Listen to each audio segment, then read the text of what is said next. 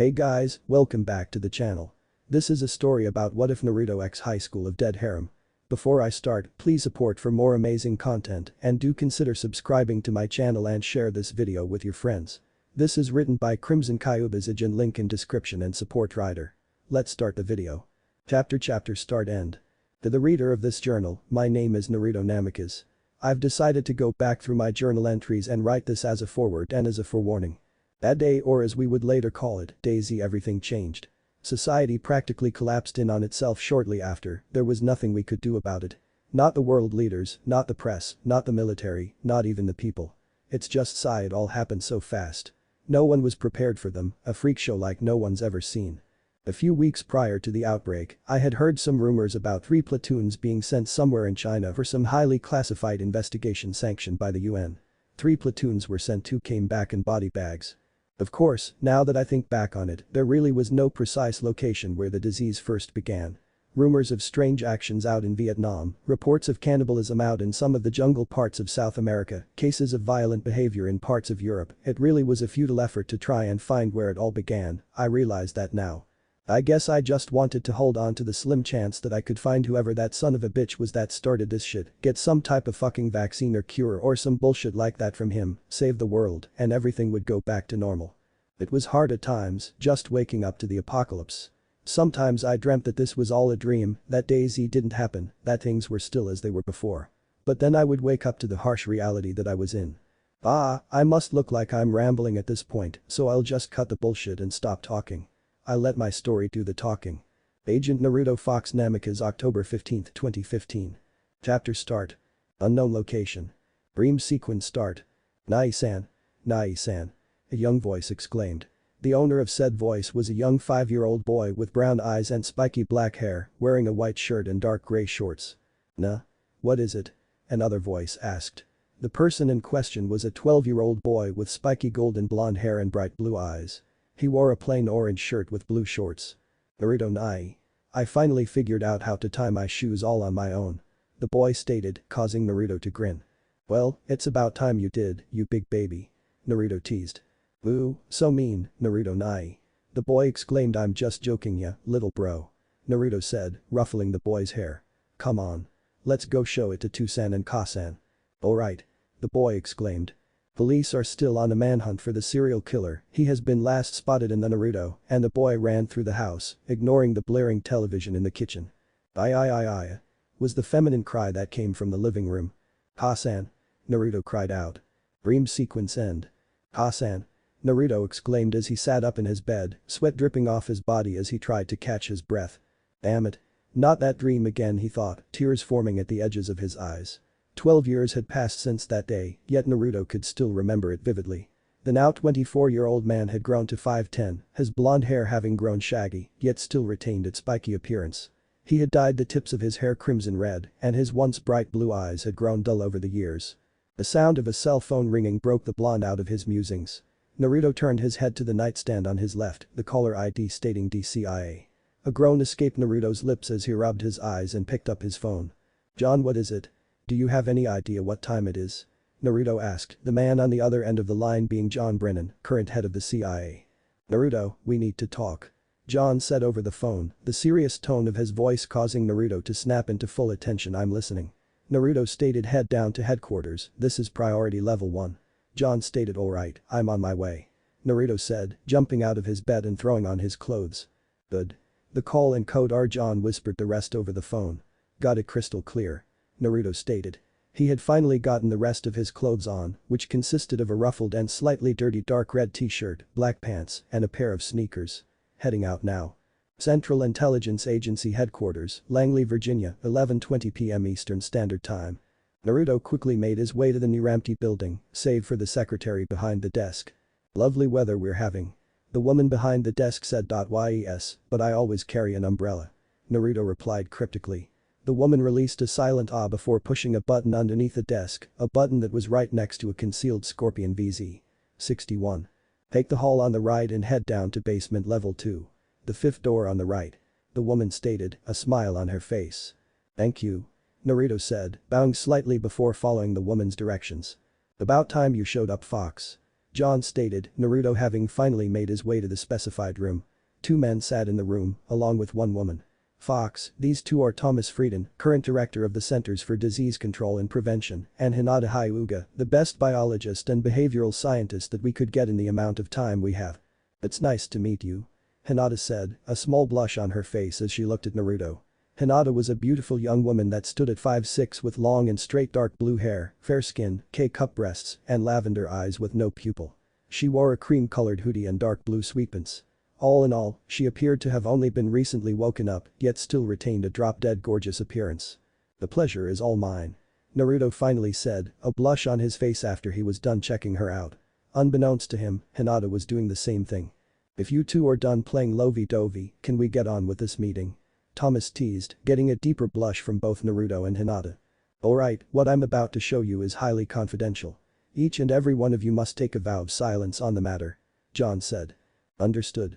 Was the unanimous reply from Naruto and Hinata. The projector in the room sprung to life, revealing a gruesome image that elicited a gasp of shock and widened eyes from Hinata and Naruto respectively. This footage was taken nearly 1 week ago in the jungles of Southeast Asia. John stated. The image sprung to life, various numbers and words on the corners of the screen, indicating the time and date. But that wasn't what caught the duo's attention. No, what caught their attention was the sight of a man silently screaming as 3 more men stood above his position on the ground, their jagged and yellow teeth digging into the man's flesh and ripping it off like it was paper. Oh my god, Hinata muttered, her hands covering her mouth. That's not the worst part. Thomas stated, turning back to the footage. The man who was once being devoured by the 3 men had stood back up, his body twitched and spasmed for a few seconds before he froze up. What's wrong with him? Naruto asked. Just watch. John said. The frozen man quickly became animated, though his skin had visibly paled to a dull gray and his eyes were unfocused and appeared to have no use.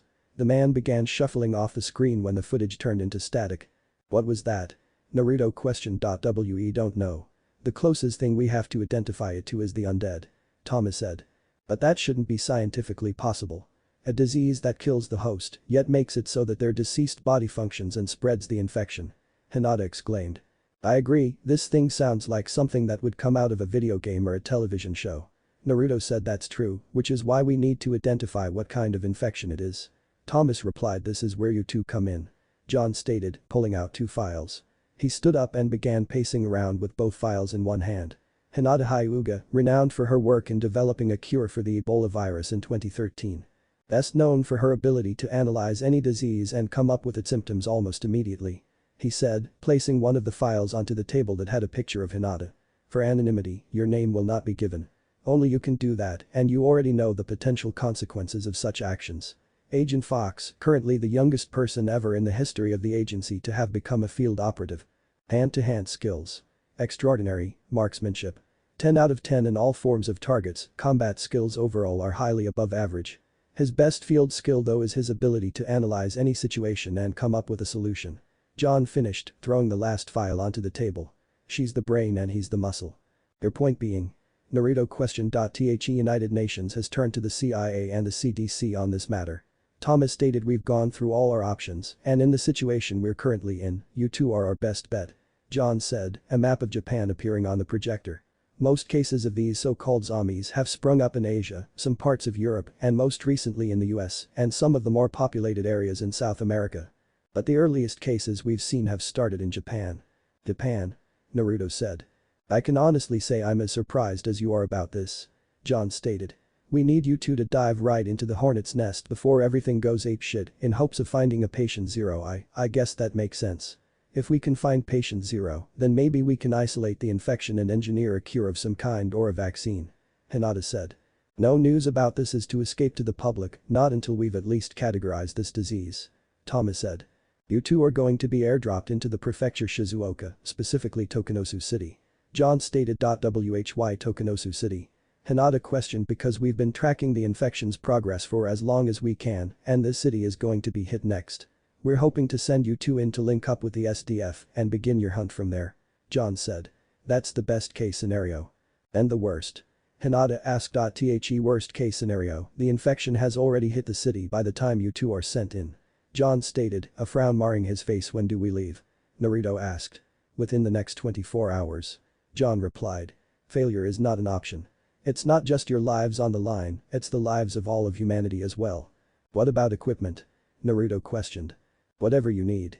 This is more than likely going to be a long-term mission, and John started. Sai, look, I won't sugarcoat it, you two will be on your own.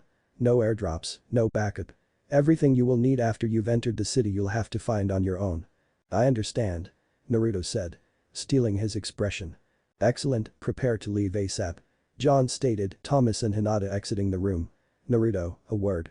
He said as Naruto was about to leave. What is it? Naruto asked. Cut the bullshit, Naruto. John stated, seeing right through his subordinate's bluff. Alright. I'll admit I find it highly suspicious that you've chosen a city that has yet to be hit by the infection if we're looking for patient zero. Naruto stated, his eyes narrowing sharply. There's an ulterior motive, accurate as always. While the mission itself is being sanctioned by the UN, there are a few targets that the nation has deemed compromised threats, John said, pulling out a third file and placing it on the table. Inside this folder are your targets, all of them have been tracked down to be in the vicinity of Tokunosu City, and all of them have the POTUS's seal of approval to take out. Make it look like an accident, or in a way so that it cannot be traced back to the US. Take a look through the folder and memorize your targets. He finished, standing up and walking to the door. You have your mission. Understood, sir. Naruto said. This may be the last time we meet, so good luck, Fox. John said. Langley Field, Hampton, Virginia, 2:34 a.m. Eastern Standard Time. The sun had barely begun to rise as the black SUV sped to the military base. Naruto and Hinata sat on one side of the vehicle, while Thomas sat opposite to them. Alright, we've gone through your requested equipment. We've got 2 of the 3 guns you've requested, Thomas stated. Yeah, but did you guys get the specific weapon I asked for? Naruto asked. It took a few minutes of looking around and quite a few CIA agents' help, but we found it. Thomas said, grabbing the box next to him and handing it over to Naruto. The blonde couldn't help but grin as he opened the box, a look of surprise and weariness on Hinata's face. A Smith & Wesson Model 29, 83/8 barrel, stainless dark steel finish, polished oak grip, and 6.44 S&W special bullets in the chamber. Thomas stated as Naruto inspected the weapon. Yep, this is it. This one's mine. Naruto said, we've also gotten you most of the other items you've requested at the airfield. A Glock 21 equipped with tactical light and laser and detachable suppressor and 6.45 auto 13-round magazines, 1 black tactical vest, a Glock duty holster, a Bianchi 5 BHL thumb snap holster, 3 M67 grenades, a spy sunglass DVR camera Alaska DV78, 1 working compass, binoculars, a satellite phone, black fingerless gloves, a pair of steel-toed boots. 1 steel trench knife, a black all hazards prime backpack, a medium-sized black leather journal, and 6 MREs. Thomas stated before turning to Hinata. The equipment you've asked for we couldn't get in time to Langley Field, so you'll get the items you requested when the plane makes a stopover in Mather Air Force Base. Same thing for the rest of your items, Fox. You guys have gotten every item? Naruto questioned. With all that's happened concerning this new infection, surprisingly yes. It's not just the United States that's in on this, it's all of the UN. Every country.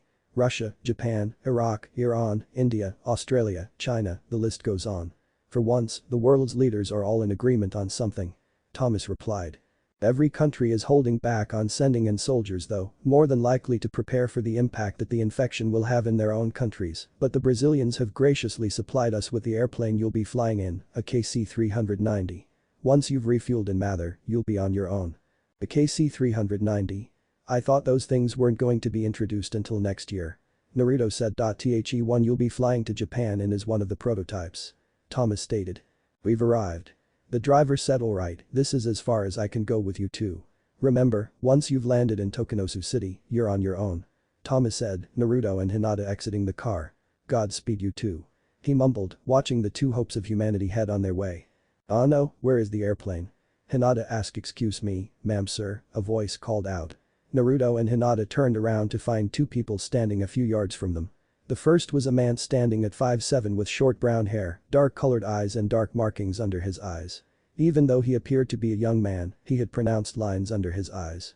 He wore a sage green US Air Force flight suit and a black bandana that had a metal plate on the front with a leaf insignia carved into it. Next to this man was a woman that stood at 5'6" with long straight purple hair that reached down to her waist, warm brown eyes, and a shade of red lipstick. Like the man standing next to her, she wore a sage green US Air Force flight suit. Yes. Naruto asked. I need you two to identify yourself, otherwise we'll have to take you into custody. The man said, fair enough, my name is Hinata Hyuga, CDC biologist and behavioral scientist. Hinata stated. Special Agent Fox, CIA. Naruto stated, pulling out a CIA badge holder. Senior Airman Heiichi Jekko. The man, now identified as Heiichi, stated. Airman First Class Yugao Yuzuki. The woman, now identified as Yugao, stated. A pleasure.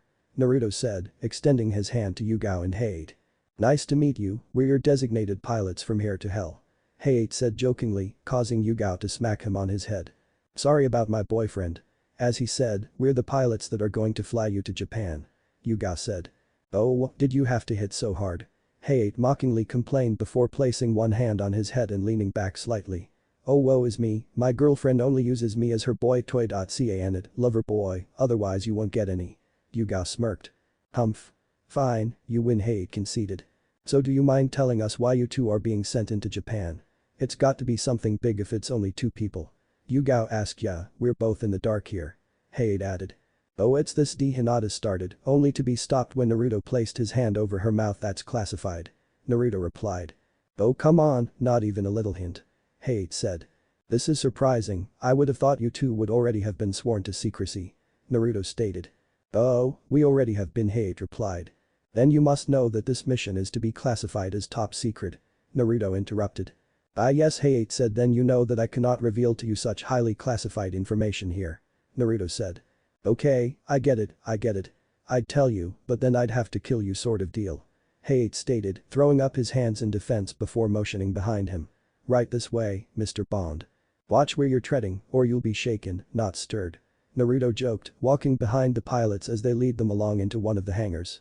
Inside the hangar was pretty empty, save for a medium-sized supply crate and a medium-sized twin-engine jet-powered military transport aircraft.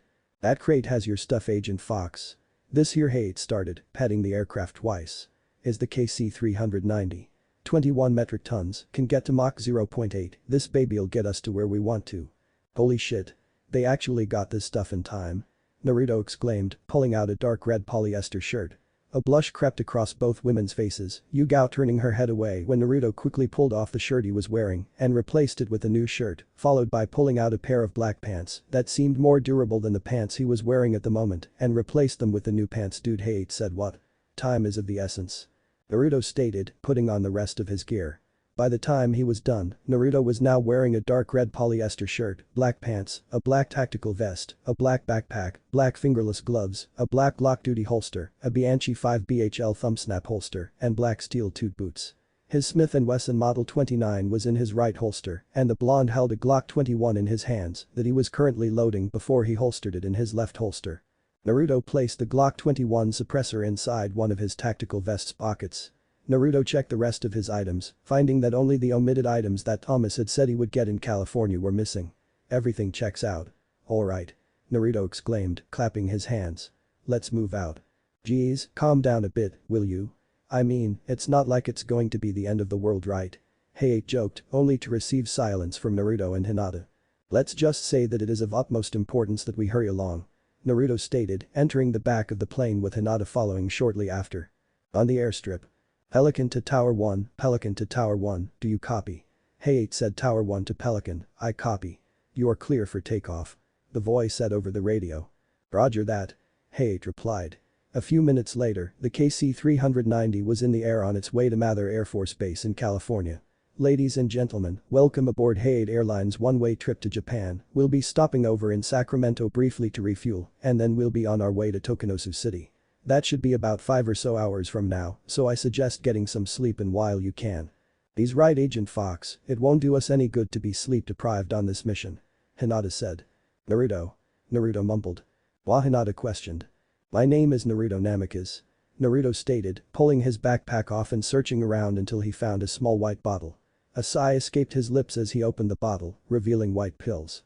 This did not go unnoticed by Hinata. What's that? Hinata asked Prazosin. Naruto replied, his voice no louder than a whisper, though Hinata heard him clearly.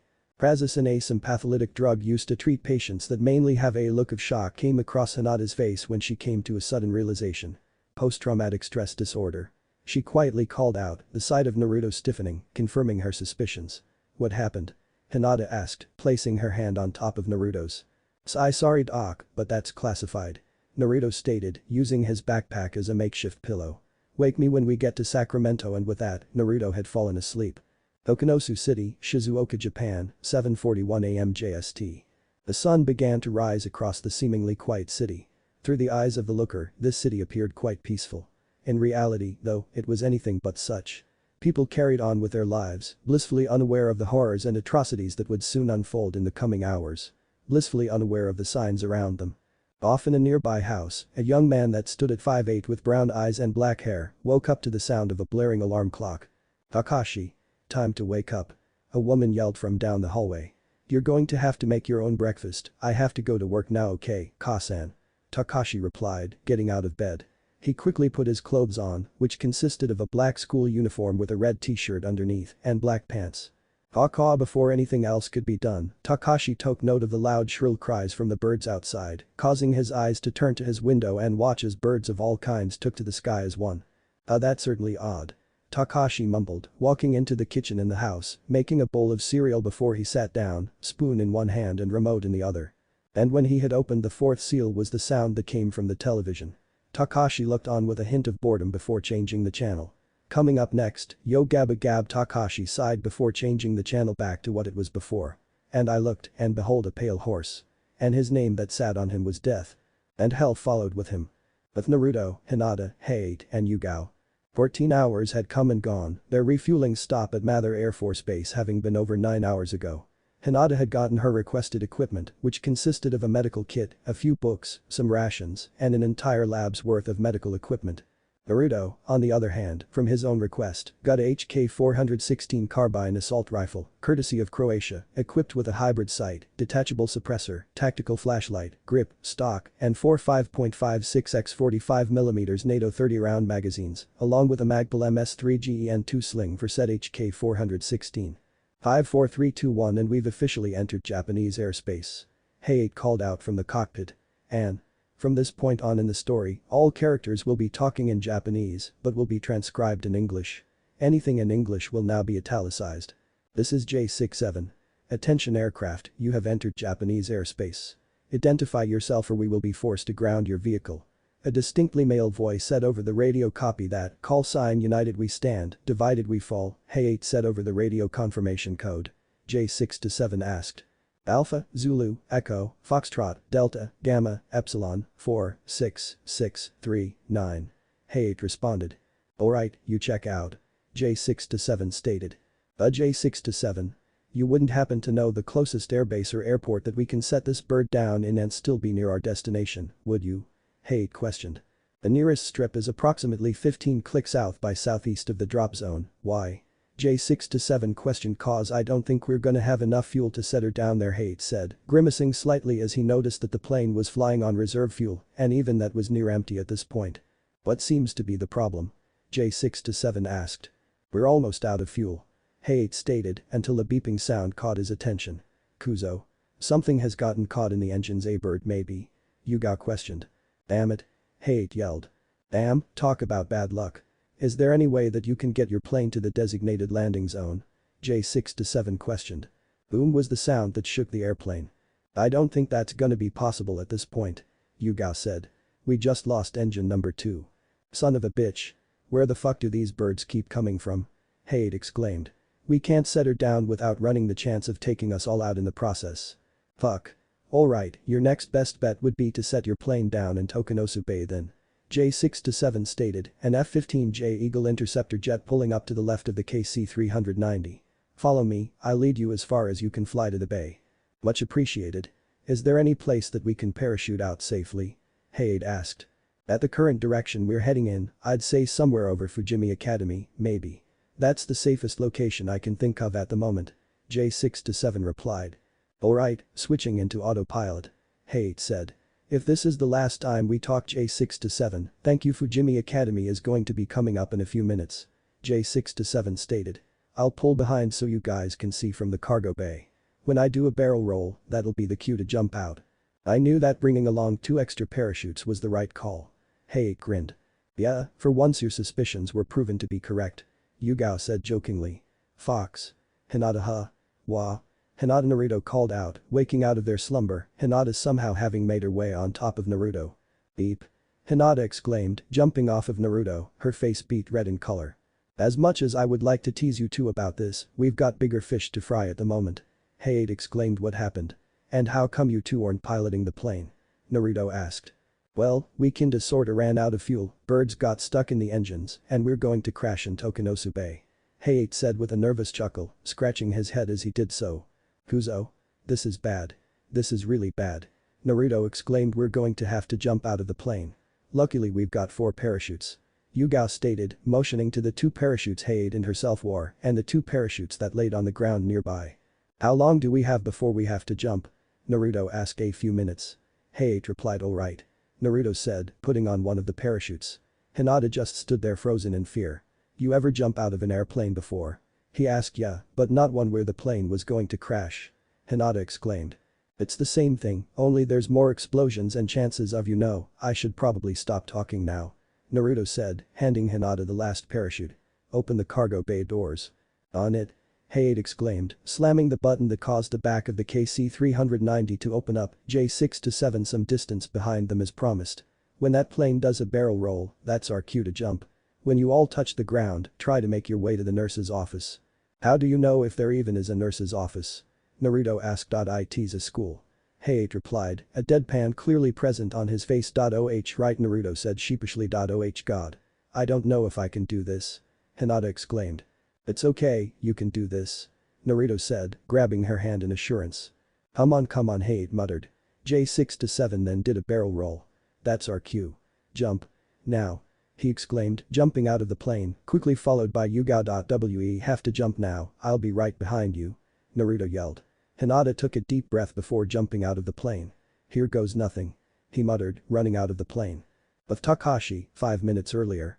Takashi leaned against the railing of one of the school's stairways as he normally would most days, reminiscing on his days as a child. Flashback start. Nai-san. Nai-san. Takashi exclaimed.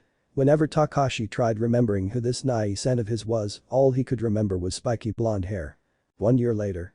Takashi could barely remember what had happened that year. But what he could remember was being taken from his Nai-san and moving out to Japan. Hi there.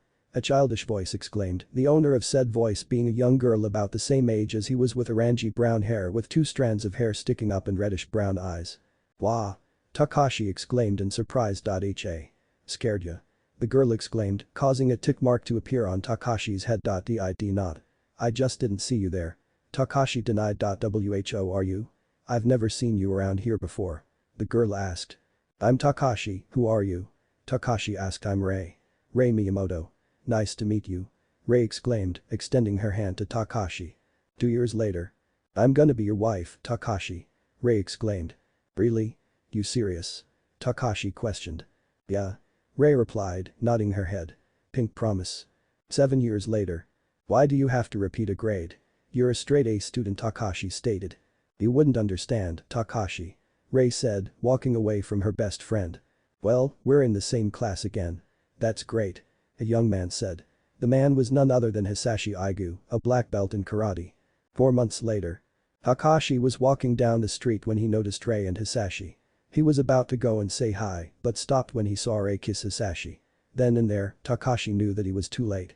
Flashback end. Pinky promised, Takashi muttered. I'll make you swallow 1,000 needles if you lie. Are you an idiot? A feminine voice called out. Takashi looked behind him to find another one of his childhood friends, Saya Takagi. Saya was a girl of under average height, standing at 5'1" with bikini model size breasts, a slender physique, long pink hair that she kept in 2 ponytails on either side of her head, and orange eyes. She, like most female students at Fujimi Academy, wore the female school uniform. Takagi-chan, Takashi said, every time you have to face the truth you always escape to the same place. You're like an elementary kid. Saya stated. The first semester's already started, look at yourself. She said, walking over to Takashi and involuntarily leaning down so that he had a clear view of her cleavage. At this rate, you will need to get ready for summer school, if not repeat a grade. The same goes for you. 5th period isn't even over. Takashi stated, looking away with a slight tint of red on his face. It's fine since I'm a genius. However, you getting into this school was just a stroke of dumb luck. Saya stated. Hey Takagi, why do you always pick on me? Takashi asked. I hate idiots. Especially the ones that are in denial over it. Saya replied. You're an idiot alright, but at least you know you are. So if I tell you that you're an idiot, maybe you will be less of an idiot. She finished, only to find Takashi brooding once more. What's the deal?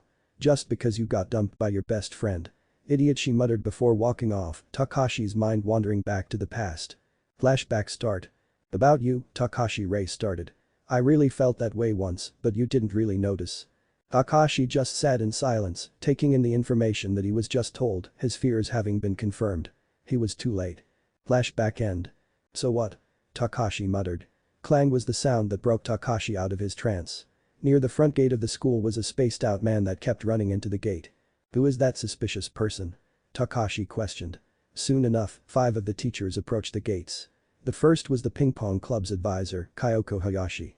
Kyoko stood at 5'7" and had light brown eyes with glasses, reddish-brown hair which she keeps in a loose ponytail, with long strands hanging down in front of each ear, and a full figure with large breasts.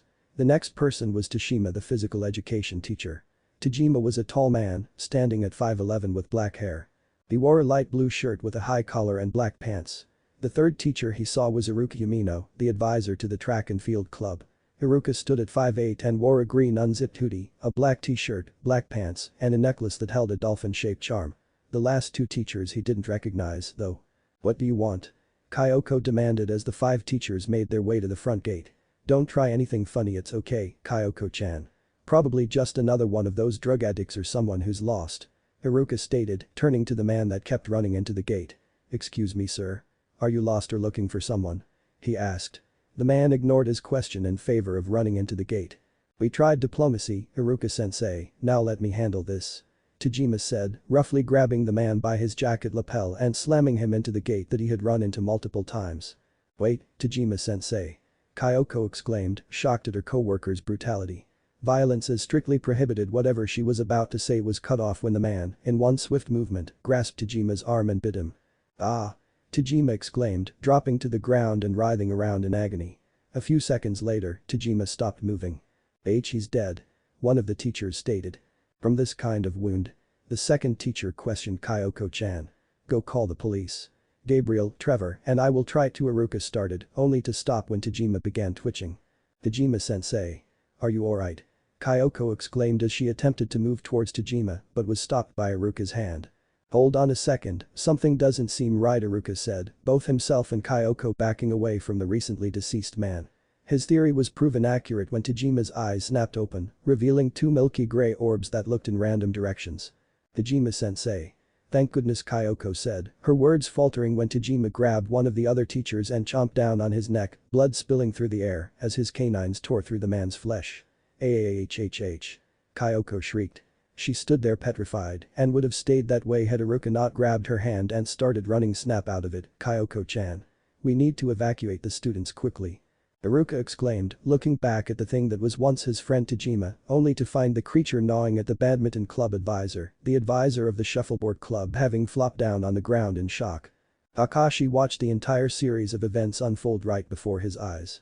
Ray. Takashi mentally exclaimed, pushing off from his leaning position against the railing, running off to find his childhood friend and crush. With a near-inhuman speed, Takashi sprinted down the hallway, slamming the door to one of the classrooms open. This in turn caught the attention of 2 of Takashi's friends, Rei Miyamoto and Hisashi Aigu. Rei now stood at 5'5", her hand having grown to reach midway down her back. She had a slender figure and ample breasts. She wore the Fujimi Academy female school uniform. Hisashi, though, hadn't changed that much, only having grown a few inches to now stand at 5'10". Kimuro. Not satisfied with just skipping class. The teacher yelled. Come with me. We're going to get out of here. Takashi said, walking up to Rei and ignoring the teacher. What are you talking about? Rei questioned. What is this all about, Takashi? Hisashi asked. It's serious, people were just killed at the entrance. Takashi stated, eliciting a gasp of shock from all. Are you serious? Hisashi questioned. What would I gain from lying about something like this? Takashi retorted. What's going on? I can never understand what's going on in your here. Rei started, only to be cut off when a strange sound was heard. Takashi was about to slap sense into Rei, but he too stopped when he heard the strange noise. The sound appeared to be coming from somewhere outside, causing the entire class to go to the window to try and spot the source of the sound. Gasps of shock came from all when a KC-390 appeared a few miles away, smoke and flames coming out of its 2 engines, an F-15J Eagle interceptor jet right behind it.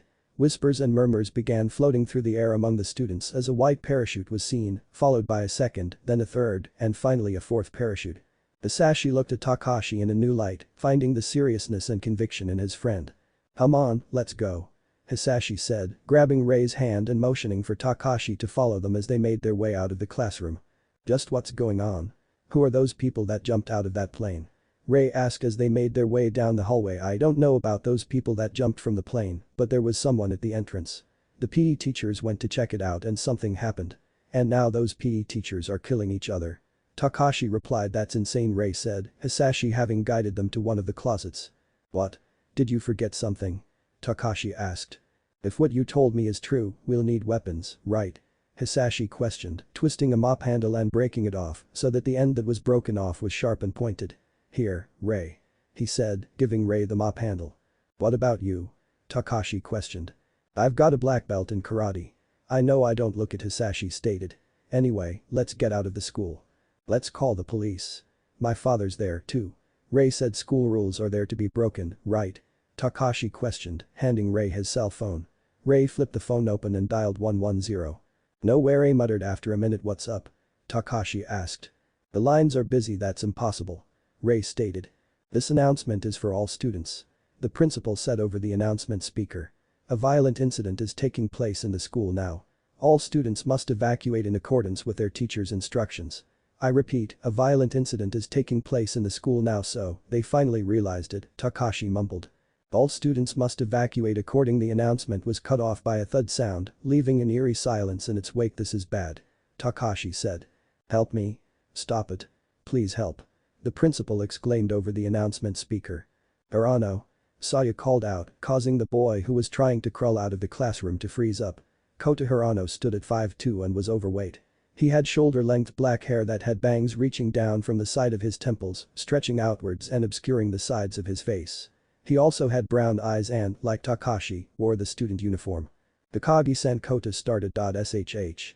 Let's run," Saya whispered. "It hurts. It hurts. It hurts," the principal exclaimed. "Help me. I'm gonna die." The screams that came from the man as he was killed were so loud that it woke the sleeping beauty that was the school's nurse. "Huh?" the woman called out. The woman stood at 5'9" with blonde hair that went down past her waist and hazel eyes. Her physique was most pronounced by her humongous J-cup breasts that threatened to burst out of the white dress shirt she wore, which was accompanied by a brown skirt. The entire school became eerily quiet, the sound of a piece of chalk smashing onto the floor being the only sound that pierced the veil of silence. Like clockwork, widespread panic ensued amongst students and faculty alike as everyone rushed through the hallways in an attempt to escape. "This way," Hisashi exclaimed, running through the near-empty hallway. "Aren't we going outside?" Takashi questioned. "The classroom building is too crowded. We're gonna escape through the management building," Hisashi replied. "Hisashi is right, so do what he says," Rei said. "Fine, then, alright," Takashi conceded, following after Rei and Hisashi. With Naruto and Hinata. Naruto and Hinata finally touched down atop the school's roof, only a dozen yards apart from each other. "You alright, Hinata-chan?" Naruto asked, pulling the parachute off his back. "Yes, I'm fine, Naruto-kun," Hinata replied.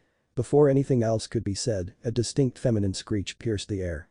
"We gotta move quickly before those things are on our position," Naruto stated, grabbing his Glock 21 out of its holster and switching the safety off. "Stay close to me, Hinata-chan," he said. "Right," Hinata said, quickly following behind Naruto. But Yugao and Hayate landed on top of the adjacent building, quickly shedding their parachutes. "Looks like Fox and Hinata are on the next rooftop," Yugao stated. "I think we have a more pressing problem at hand," Hayate said, looking down to find the undead infecting others around them. "Oh my god, what are those things?" Yugao questioned, placing her hands over her mouth. "Zombies," Hayate suggested. "No is not the time for joking, Hayate-kun," Yugao stated. No, think about it for a sec. Look at them closely," Hayate said, Yugao doing so. And her boyfriend was right, these creatures did behave similar to how zombies would. "Do you really think these things are zombies?" Yugao asked. "The fuck if I know, but whatever they are, they're pretty damn close to such," Hayate stated. "I have a feeling that Fox and Hinata are somehow tied into this," Yugao said as they made their way to the stairwell. "Well, there's only one way to find out for sure," Hayate trailed off, determined to get the answers they were looking for from two particular CIA and CDC agents. Of Takashi, Rei, and Hisashi. The three students quickly made their way outside, only to find one of the teachers shuffling around aimlessly. Isn't that the modern Japanese teacher, Wakasaka? Ray questioned. Be careful, it's Hisashi said, noticing the river of blood coming down the side of its leg. The boy was too late with his warning, though, when the undead creature that was once the modern Japanese teacher rushed at Ray. No. Stay away. Ray yelled, swinging her makeshift weapon around to ward off the creature. Stab him, Ray. Don't hesitate, give it your all. Hisashi yelled, causing Ray to freeze up slightly. This temporary freeze-up was quickly broken when the creature pushed at Ray. No. Ray exclaimed, stealing her resolve before pushing the creature back. Don't underestimate, she started, slamming her weapon into the creature. The Spear Martial Arts Club. Ray finished, stabbing the mop handle into the creature's chest. Wow, you did it. Akashi cheered, only for his eyes, along with Ray's and Hisashi's, to widen in shock when the creature began moving again, making Ray lose her grip on the mop handle impossible. I just stabbed him through the heart, so why is he still moving? Ray exclaimed. Hisashi acted fast, grabbing the creature from behind. Rei, pull it out now. Hisashi said, Ray complying with his demand and pulling the mop handle out. Hisashi, get away from him. Takashi exclaimed. No worries. I can take him. Hisashi started, only to go silent when the creature's head turned a full 180 degrees. What the? Hisashi said, grabbing the creature's head in an attempt to stop it from facing him. How is he so strong? He questioned. A scream came from the boy when the creature sunk its teeth into Hisashi's arm. Hey, you. Get the hell off of Hisashi. Akashi exclaimed, slamming the baseball bat he held on the creature, but to no avail as the creature's mouth still had its vice grip on Hisashi's arm. Hisashi. Ray exclaimed, impaling the creature with the mop handle. Why? Why doesn't he let go? I knew it, Takashi mumbled. He is dead, he's dead, yet he's still able to move. The creature finally took notice of the other two students and unhinged itself from Hisashi's arm, blood flying through the air from the wound. Hisashi. Ray exclaimed, dropping the mop handle. She was about to rush over to her boyfriend, but was halted when a bullet went whizzing by, a small blood-red hole appearing in the creature's head. The creature dropped to the ground, seemingly dead again. Ray quickly took this opportunity to rush over to Hisashi, slinging the boy's arm over her shoulder to support him. Takashi, Ray, and Hisashi all looked at the recently killed creature before looking in the direction of where the shot came from. On top of the school's roof was Naruto and Hinata, a small trickle of smoke coming from the barrel of the Glock 21 that Naruto held in his right hand. Hisashi? Are you alright? Ray asked. He just tore off a bit of flesh. Hisashi replied. It's nothing to worry about. Who is that guy? Takashi questioned, his eyes narrowing as he looked at the mop of blonde hair that the man had, a sense of familiarity washing over him. Who is that guy? He mentally repeated. But Naruto and Hinata. How did you do that? Hinata questioned. I've had my fair share of firearms training and firefights. Doing that was like shooting fish in a barrel to me. Naruto replied as he holstered his Glock 21. Why though? Hinata asked. I don't know what you mean. Naruto said. Why help those three when you could have just as easily left them to die? Hinata questioned. The more we save, the less creatures there are to deal with. Naruto replied. Come on, let's try to make our way to those students. Hopefully they'll know how to get to where we need to go. But Takashi, Ray, and Hisashi. That guy's waving to us. Ray stated, seeing Naruto waving at them. I think he's trying to tell us something. Takashi said. He was right as well, seeing Naruto motioning to the trio to come to him. Maybe he's telling us to meet him at the observatory. Hisashi stated. No. Was the cry that came from the ground below as a student was bitten by one of the creatures. Stop it. Don't bite me. We can't afford to deal with a bunch of them like that. Takashi stated. The rooftop it is then. Hisashi said. The rooftop. Ray questioned. That guy up there is probably our safest bet at the moment, plus we could barricade ourselves until we can come up with a better strategy. Hisashi stated. But Hayate and Yugao. The duo swiftly maneuvered their way through the desolate hallways, the majority of the students and faculty having attempted to make their way out of the building via the nearest exits. Hold up. Hayate exclaimed in a whisper-like tone. What is it? Yugao asked, her voice a whisper like Hayate's. Footsteps. Hayate muttered. His theory was proven accurate when the duo looked down the staircase to find Takashi, Hisashi, and Ray running up towards them. Hold right where you are. Who are you three? Yugao called out, catching the attention of the three students. Who's there? Takashi called out. You pee here and try to keep your voices down. Hayate said, Takashi, Hisashi, and Ray making their way up to the two pilots. I'll ask again, who are you three? Yugao questioned. Takashi Kimuro. Takashi replied. Hisashi Aigu. Hisashi added. Ray Miyamoto. Ray said, could you be so kind as to tell us who you two are? I've never seen either of you two here at the school before. Hisashi asked. Hey Jekko, United States Air Force Senior Airman. Hey replied Yugao Yuzuki, United States Air Force Airman First Class. Yugao replied. Little over a second after the pilot duo introduced themselves, something clicked in Takashi's head. Wait a sec, you two were the ones that jumped out of that airplane earlier. Takashi stated yeah, our plane was going down and we had high priority personnel that we needed to bring into the city. Hey stated a woman with dark bluish hair. Yugao started. A tall blonde man. Hey finished. You three see anyone like that? Actually, yeah, we did. Hisashi replied. They're up near the observatory. That's where we were heading to. Do you mind if we join you? I've got a few questions that need answers from those two. Hey asked. Alright, but we have to hurry. Hisashi said. Let's move. Right. Ray said, the three students and two pilots making their way out to the rooftop. But Naruto and Hinata. What are you doing? Naruto quietly asked, the sound of firing off his Glock 21, having drawn in a dozen or so of the creatures. Just testing a little theory of mine. Hinata replied, holding a metal pipe in one hand and an incredibly small chunk of concrete in the other. Could you possibly help me? Well, that depends on what you're trying to test. Naruto whispered. I need you to throw this concrete chunk at one of those things. Hinata said, handing Naruto the item in question. Aim for the head. I'm not sure about this. Naruto said. Doctor's orders. Hinata retorted, a sly grin on her face. Alright, fine. Naruto conceded, pelting one of the creatures in the head with the concrete pebble. The concrete slammed into its head, but the creature didn't react. Now what? Throw this pipe at that corner of the roof. Hinata ordered, handing Naruto the metal pipe. The blonde CIA agent did as told, chucking the metal pipe to the opposite side of the roof, the audible clanging sound when it impacted against the ground, causing all of the creatures to turn and move in the direction of the sound. Just as I thought. These creatures are relying on some type of echolocation. Naruto said confusingly. They react to sound. Though I'd need to run a few more tests before I can solidify my hypothesis. Hinata stated, watching as a few of the creatures actually tripped and fell off the edge of the rooftop. Suppressors it is, then. Naruto stated, pulling out his Glock 21 and his suppressor, swiftly attaching the latter to the former. The sound of a nearby door being slammed open caught the attention of both Naruto, Hinata, and the creatures. Takashi, Ray, Hisashi, Hayate and Yugao had finally made their way up to the rooftop, the sun in the sky having begun to set on the horizon. What the hell is going on? Takashi asked, looking out to the city, only to find smoke, fire, and all around chaos. Below things were normal until just a minute ago. Ray said, only to freeze up when a groan was heard a few yards away from her. The group turned to the source of the sound to find 6 creatures slowly making their way over to them.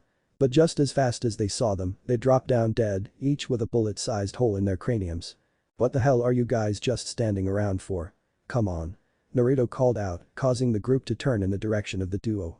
The 5 wasted no time in making their way over to Naruto and Hinata, grateful for the clear path the duo had made. Oh. You're the guy that helped us out a few minutes ago. Ray stated. Agent Fox. Hinata. You two better start explaining. Now. Hayate yelled in anger. What do you mean? Naruto asked. Cut the fucking bullshit. You two knew about these creatures and didn't bother telling us. Hayate exclaimed accusingly. What? But that couldn't be possible, these things only started showing up today. There's no way that they'd know about this, right? Ray questioned. Hinata and myself, we only found out about this nearly a day ago. Naruto started. Yet, you didn't bother to tell either of us. Hayate questioned. It was highly classified, I didn't have the jurisdiction to. Naruto stated. Jurisdiction my ass. You're avoiding the question. Why? Didn't you tell us? Hayate demanded. Look around you. Naruto yelled, throwing his hands out, motioning to the city below. This is widespread panic that's going on right now. Do you have any idea how bad the panic would be on a global scale if word of a goddamn motherfucking zombie virus were to reach the public? You wanna know what our mission was? To find a cure, a vaccine, something that would stop this infection. The gale of wind suddenly shot across the rooftop, causing Ray's skirt to flop around and violently in the wind. The group looked up, only to find 4 military helicopters soaring by at very low altitudes. The Black Hawk. The American military. Takashi questioned. Don't count on it, kid. That's not the US. Naruto stated. And how do you know that? Hisashi asked. Because every country in the world is dealing with the same problem here. No one can afford to expend any military assets. Those 4 were probably the self-defense force. Naruto replied. Then where did they come from? There's no base around here. Hisashi stated. Help. Ray called out, waving her hands towards the Blackhawks. That's not going to work. There's no way the SDF would fly all this way for nothing. Hisashi said. They must be on some special mission, like he started, motioning to Naruto and Hinata. Oh, where are my manners? My name is Hinata Hyuga. Hinata said Agent Fox. Naruto replied. His eyes wandered down to the wound on Hisashi's arm before widening and aiming his Glock 21 at Hisashi. What are you doing? Ray yelled, surprised at the sudden turn of actions. Your friend here, has he had any contact with those creatures? Naruto asked. Oh, any of them bit his arm, but Ray replied. Then your friend here is infected. Naruto stated, getting widened eyes of shock from the rest of the group. It's only a matter of time before he turns into one of them. He won't. Ray started, only to be cut off when Hisashi coughed up a glob of blood.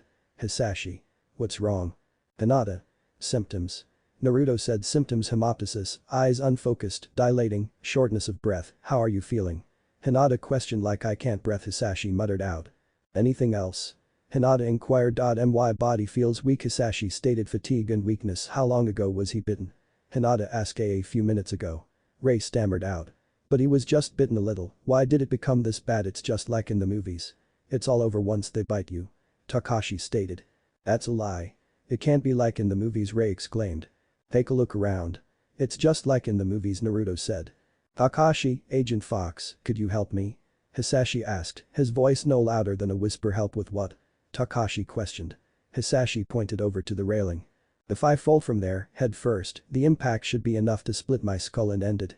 Hisashi stated. What are you saying? Ray exclaimed. I don't want to become one of them. Hisashi yelled, coughing up another glob of blood. Hisashi. Hisashi. Ray exclaimed. No. No. Takashi Fox please. Hisashi pleaded. I want to be myself till the end. The boy began coughing violently, falling to the ground writhing in agony. Hisashi. Why? Ray cried out. Don't die. She yelled, sobbing into the unmoving body of Hisashi. Takashi remained silent, his grip on the bat in his hand tightening. Night had come and gone, and soon enough it was day once more. Naruto finally decided to break the silence, pulling out his knife and walking towards the silent boy. It's your call, Naruto said, extending the hand that held his knife to Takashi. The boy grimaced before steeling his resolve, pushing the knife away in favor of using the bat he held and walking over to Ray. Get away from him, Ray. Takashi said. Don't do it. Ray yelled. He won't become one. Hisashi won't become one of them. Hisashi is special. Hinata-chan, can you extract a tissue sample? Naruto asked. Hai. Hinata replied, going through her bag until she pulled out a scalpel, a pair of tweezers, and a small palm-sized empty jar. Get away from him. Takashi repeated to Ray, Hinata rushing in next to the girl. The doctor worked swiftly, cutting a hole in Hisashi's jacket where he was bitten and extracted a tissue sample, placing the flesh into the jar. Hisashi suddenly began twitching. Hisashi? Look, Takashi, there's no way he'd die. Ray started, only to be grabbed up by Hade and Yugao when Hisashi stood up. No. Put me down. Hisashi is okay. Look, he's Ray faltered when she saw the dead look in Hisashi's eyes. Hisashi, what's wrong? The creature that was once Hisashi began shuffling towards Ray, who was now kicking and screaming in an attempt to break out of the grip Hade and Yugao had on her. No, this is not real. This is not real. Takashi slowly moved towards the creature, raising the bat he held up. True, it sure is unbelievable, Takashi mumbled.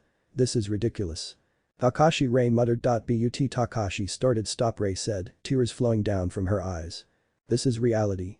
Takashi yelled, releasing a battle cry as he charged at the creature, swinging his bat so that it collided with the creature's face, blood and brain matter splattering from the attack. No. Ray yelled. Chapter end. Chapter start. With Naruto, Hinata, Hade, Yugao, Takashi, and Ray. Why Ray muttered. It had to be done. You along with everyone else here could have been eaten if he hadn't. Naruto said. I didn't want you to save me. Ray said. I didn't want to see him like this. I would have rather gotten bitten by Hisashi and become one of them than live like this. I don't think Hisashi would have wanted that. Takashi stated. Oh? What the hell do you know about him, Takashi? Ray questioned, coming to her own delusional conclusion. I see, that's right, isn't it? You must have really hated him because he was going out with me. Takashi said nothing, narrowing his eyes before walking away from Hisashi's body, which he had covered the head of with a blood-stained white cloth. Wait, where are you going? Ray asked. Why oh, you don't want me around you, right? I'll go down to beat them. Takashi replied, walking over to the makeshift barricade they had made. What are you saying? There's no way you can do that by yourself. Ray yelled. Takashi ignored her, untying part of the barricade. Hey Takashi, she called out, tears forming in her eyes as Takashi climbed on top of the barricade. Don't. Stop it. Rei exclaimed, hugging Takashi's arm as tears flowed freely from her eyes. I'm sorry. I didn't mean what I said. I really didn't. Please. Please stay here with me. Takashi's eyes softened before he climbed down from the barricade, embracing Rei in a hug as she cried on his shoulder, a few tears of his own falling from his eyes. Naruto nudged Hinata, Yugao, and Hade, motioning for them to give the two students some privacy, leading the other three adults around the corner. Now I do believe that I owe you two some answers. Naruto stated. I thought you said that it was highly classified, Hade retorted, putting air quotes on highly classified. This is off the record. Naruto said. Let's start with formalities. My name is Naruto Namikaze, also known by the codename Agent Fox. Alright, Naruto. What the fuck is going on? Hade asked, motioning to everything around him. We don't know. That's why we're out here. I've been assigned to assist Hinata-chan in identifying the virus and producing a cure or vaccine. Naruto replied. Does that answer all of your questions? Hade muttered, racking his brain for any other questions he had. Right, whatever. Naruto said, pulling out his satellite phone and dialing in a specific number. Agent Fox, report. John said over the phone. We've had a rough landing, but we made it in just in time before the infection hit the city. Naruto replied. Who's he talking to? Hade questioned. What is your exact location at the moment? John asked over the phone. We're currently on top of Fujimi Academy. Naruto stated. Okay, good. Your first target is a nearby resident and teacher of Fujimi Academy. John stated over the phone. He's the son of a corrupt politician and part of the reason the Japanese government has sanctioned most of the hits on your targets. You take him out and we get someone else to take out his father, that was the deal. Anything specific? Naruto questioned. Yellow eyes, black hair, thin and fragile build. The man's name is Koichi Shido. John replied. Good luck, copy that, Agent Fox out. Naruto said before hanging up the phone. Who were you just talking to? Yugao asked John Owen Brennan, current director of the CIA. Naruto replied. What did he call for? Hade asked status update. Naruto half lied, pulling out his Glock 21 and unloading its magazine. His eyes narrowed as he did a bullet count. 7 shots fired, 6 left. Naruto mumbled. I need to conserve ammunition. He thought before he holstered his gun and turned to Hinata, Yugao, and Hade. Let's get the students and get moving. Right. Hinata, Yugao, and Hade replied simultaneously. But Saya and Kota. Move it or I'll beat the crap out of ya. A random student yelled as one of them rushed him. No. Go away. Another student exclaimed, running away from the undead, screaming alongside other students. Humans eating other humans. Saya mentally questioned. What a sick joke. This isn't happening. There's no way this is happening, right, Mom? Right. Another student said in his delusional as one of them approached him. He screamed when the creature came onto him and devoured him. Where are we going, Takagi-san? Kota asked. What, did you have something else to do? Saya questioned. Well, I was thinking of going to the staff room. Kota stated. That's stupid. What the hell do you expect our teachers to do? Saya retorted. Takagi-san, in this situation, Kota said. I have a question. Saya said. What is it? Kota asked. Do you want to die? Or do you want to live? Saya asked. Well, Kota mumbled before he heard a clanging sound. There's some people standing outside the office who had the same idea as you. Saya stated, watching as the students who tried to get in the staff room were assaulted by them. I want to live. Understand? She demanded, getting a quick nod from a panicked Kota. Move it, fatus. Saya said, running off with Kota following shortly behind him. Okay, Kota replied. With Naruto, Hinata, Hade, Yugao, Takashi, and Rei. Naruto, Hinata, Hade, and Yugao approached the two students, who had now sat down on the floor to recover from the initial shock of killing Hisashi. It's time to move out, Naruto said gently, snapping the two teens back into reality. Right, Takashi mumbled before getting up and looking at Naruto. I still don't even know your name. It's common courtesy to introduce oneself first, is it not? Naruto questioned Takashi. Takashi Kimuro. Takashi replied, causing Naruto's eyes to widen. Mini flashback start. Nai-san. Nai-san. A young boy exclaimed. What is it, Takashi? A young Naruto asked. Mini flashback end. Is there something wrong? Takashi asked, noticing Naruto spacing out before shaking out of his stupor. No. It's just I had a younger brother by the name of Naruto stated, shaking his head. It's probably nothing, let's just get going. Takashi-kun, can I see your phone? I want to try calling my two-san. Rei said. I know he's a cop, but how are you gonna contact him when even the police emergency line is busy? Takashi questioned, handing Rei his phone. He gave me a private number that I'm not supposed to normally use. Rei stated. I got through. Two-san, hello. Tadashi Miyamoto said through the phone. This phone number Takashi sends to-san. Listen, to-san, we're at school right now. Ray started. Hello? Is this Takashi-san? Ray must have given you this number. Is she okay? Tadashi asked, his voice being covered by static sounds. My connection to-san. Can't you hear my voice? Ray exclaimed. Listen, this whole city is in a state of panic. Tadashi stated. To-san. To-san. Ray called out. Yo you need to. Tadashi started, only for the sound of a gunshot to cut him off. Listen. This whole city is in a state of panic. You need to get out ASAP. Whatever he was about to say was cut off when the connection was lost. Out of range. But I just got through. Why? Ray exclaimed. Ray. Takashi said. Takashi to-san didn't even know it was me, Ray said as she cried. Naruto-kun, what about your phone? Hinata suggested. Unless you know where to find a freaking Iridium 9575 Extreme Complete Kit, then I wouldn't if I were you. Naruto said. I can't charge this phone without that kind of charger, so conserving the battery power is my #1 priority. Please? Ray asked, all eyes turning to Naruto expectantly. Fine. Naruto conceded, handing Ray his satellite phone. Keep it short. Thank you. Ray said gratefully, dialing in her father's number. Hello? Agent Fox. Is that you? Tadashi said over the phone. To-san. Ray exclaimed. Rei. But then that means Agent Fox is with you. Tadashi stated. Yeah, he let me borrow his phone. Ray stated. Where are you right now? Tadashi asked. We're at school.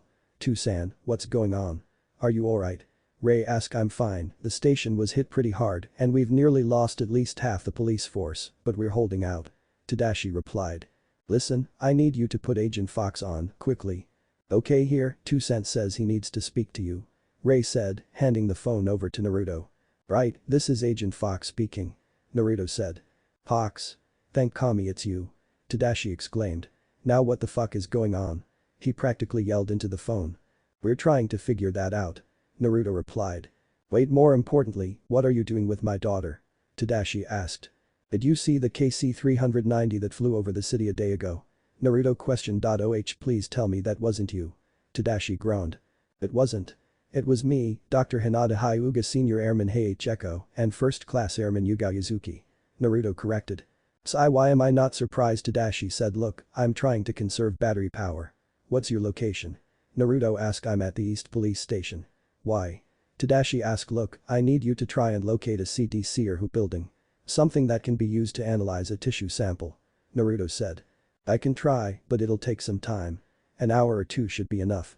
Tadashi stated. Alright, I'll call you back in 2 hours. Naruto said. And Fox. Tadashi said. Keep my daughter safe. Don't worry, Tadashi. There's a target painted on the snake's back. Naruto stated before handing up the phone. What did my 2 cents say? And what do you mean by the target on the snake's back? Ray asked. He's at the East Police Station currently. And just ignore that last part. All you need to know is that you don't need to get involved in it. Naruto replied as he pulled his HK-416 from his side and flicked off the safety. Let's go. Hold on. Ray said. I have an idea. Takashi, can you get the hose high? Takashi said, grabbing the hose from the wall. Ready. Ray exclaimed. Stand clear. Ray, turn it on. Takashi yelled, the fire hose springing to life as a high-pressure jet of water shot forth. The beam was too powerful, and Takashi soon lost control over its aim. Aw, crap. But Saya and Kota. Takagi-san, do you happen to have your cell phone on you? It's against the rules, but Kota said I'm an honors student. Who would I even call if I had mine? Saya questioned. Well, there's always the police, Kota stated. You really are stupid. Just look at how bad this uproar has gotten. Don't you think someone's tried to call the cops already? We haven't heard a siren yet, have we? Saya stated. Do you get it now? Is the whole city in an uproar? Kota asked. Most likely. Saya replied. The police have probably been dispatched already. But just look at this place. Should we call, like the SDF? Kota questioned. I wouldn't count on them either. Saya said. I know that without orders from the government they can't be dispatched for defense or public security, but Kota stated. I'm not talking about that. Saya exclaimed. Then what are you? Kota said, accidentally bumping into Saya. They're in the same situation as the police. Let's say that people all over Japan are eating each other. What do you think is going on? Saya questioned. Listen, there's 130 million people in Japan. Of that 130 million, how many do you think are with the SDF? Furthermore, who's to say that this hasn't affected the SDF? Before their conversation could continue, one of the creatures slowly limped down the stairs. Let's get out of here. Hi. Kota exclaimed. I'm stuck with Fatis here since Kimura ran off. What a drag. Saya thought as they ran along. Nurse's office. Okada, a student, mumbled, the deceased body of what was once his friend rising up from the bed it was on. Okada. The student called out, accidentally dropping the broom he was holding. The boy freaked out for a moment before grabbing the four-leg IV pole next to him. Crap. He yelled, repeatedly stabbing the sharp part on the bottom into the undead body, all the while screaming sorry. As he did so. Whatever shall I do? The blonde buxom ditzy woman questioned, grabbing various medical supplies from the cabinets. This blonde ditz of a bombshell woman was Shizuka Marikawa, the Fujimi Academy nurse. I can't get a hold of the police or the fire department. I could treat people, but they're screwed once they get bitten and they come back to life after they die. I feel like I'm in one of those movies that weirdos like. Is it really that amazing? The student questioned. Let's go, Shizuka-sensei, hold on a sec. I should take whatever I can carry. Shizuka said, please hurry. The student said, but froze up when the sound of glass breaking was heard behind him. Suddenly, 7 of them had descended upon the two. Shizuka-sensei. The student exclaimed, only to be bitten by one of them. Shizuka-sensei. Run away. Quickly. Oh, what did you say your name was again? Shizuka asked. The student questioned, only to be pushed down by the small heart of them. Hey now, Shizuka said as 3 of them cornered her. Before they could do anything though, the sound of glass breaking 3 times caught the blonde nurse's ears. Not a second later, the 3 undead creatures dropped dead with bullet holes in each of their heads. Shizuka looked out the window, her eyes widening when she saw 2 very familiar people on the rooftop.